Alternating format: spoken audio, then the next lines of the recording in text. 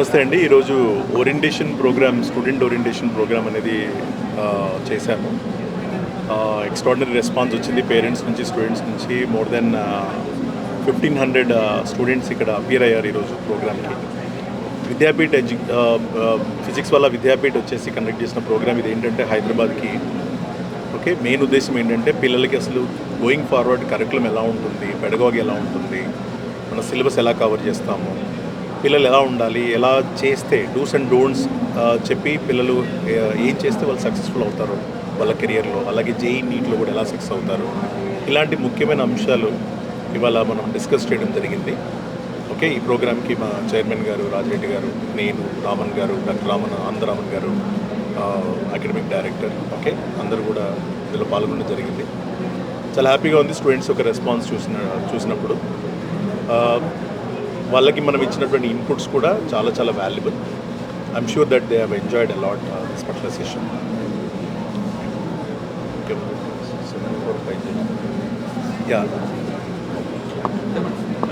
ఇంకొంచెం కంటెస్ట్. అలాగే ఫిజిక్స్ వాళ్ళ మీ అందరికీ తెలుసు, మనం స్టార్ట్ చేసింది 2024లో. 24-25 అకాడమిక్ ఇయర్కి వచ్చేసరికి మనకి 2200 ఎన్రోల్మెంట్స్ జరిగాయి.